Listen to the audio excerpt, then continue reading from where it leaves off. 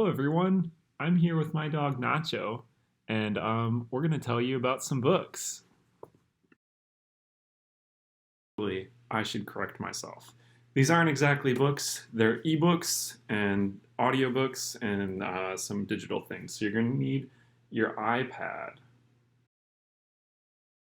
Here we go. So to get to the library website, you should now have a icon on the home screen of your iPad. It looks like this. It's a cougar face with a book. If you happen to have already deleted it, don't worry, I'll send you a link. You can also get to it in ways that I think you already know about from the high school homepage. But anyway, let's say you got into the high school library website. All right, if you scroll down to books and reading, click on that, and then see ebooks, audiobooks, and digital magazines.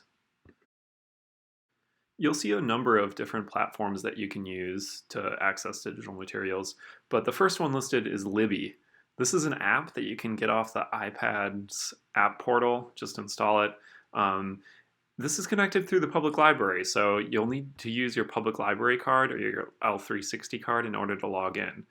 If you have any trouble with that, just shoot me a message, let me know. The first time you log in, it might be a little different, but once you're in, it should be easy. But this is basically your go-to app for any kind of digital material. It has the best selection, the most audiobooks, the most books of any of the other ones on here, and also the most recent things. So I think Libby is a good default for you to check out, but if you need any help logging in, just let me know. Here's what it looks like from the inside. One thing you'll notice right away is that you can adjust the preferences. So if you want just audiobooks, you can change the format. And if you want just young adult books, you can do that too. Otherwise, you're searching the whole catalog. Well, at the top, there is a search bar. You can search for books. Feel free to click the Explore button if you're just searching around.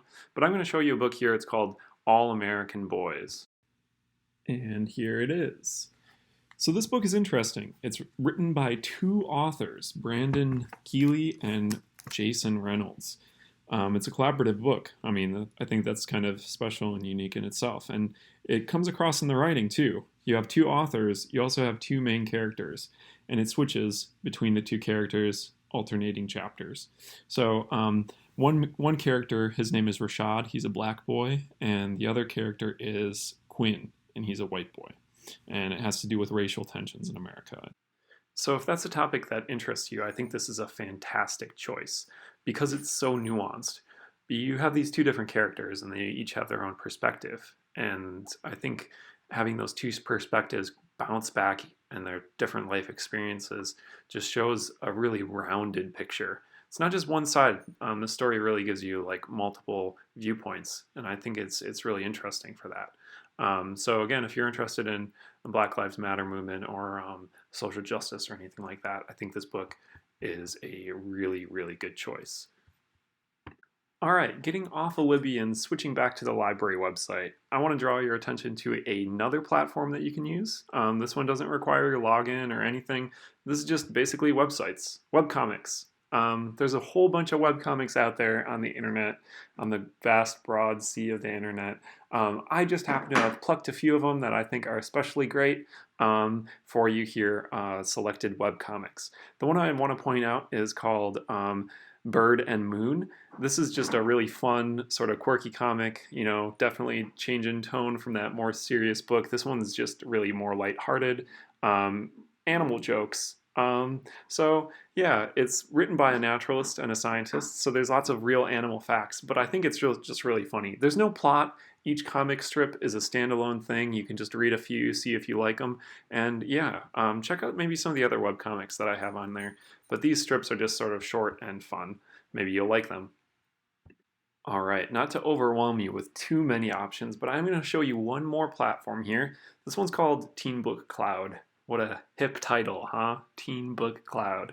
This is another service provided by the public library. So there's no login required for this one. You can just click on the link there and it'll take you to this place where you can download books. There's audiobooks on here too. What's neat about these is you don't need to borrow them. You can just click on the link and you could read them with 10 people reading the same book at the same time. It's okay. No need to check them out as there is with Libby. Um, but there's less selection than is on Libby. I think most of their content is classics, some things that are out of copyright, like you got almost all of Shakespeare on here and some other older books.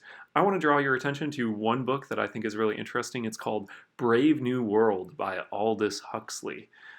This book is a dystopia, and you might think of dystopias as usually where the society is collapsed and everyone is surviving tooth and nail, and things are really ugly. But this dystopia is different. In this dystopia, society is actually working exactly how it's meant to work. People live in material comfort. It's in the future. Um, and yeah, I mean, people are pretty well satisfied. Nobody's starving. But the problem is that society has stagnated to such a degree that there's no more moving up and down between social classes. It works with a caste system, and people are bred to be in a certain caste. So you have upper caste people, some really wealthy, highly educated people, and then you have menial laborers. And they're born into these positions. Um, and just how society can stagnate in that way, I think is a really interesting.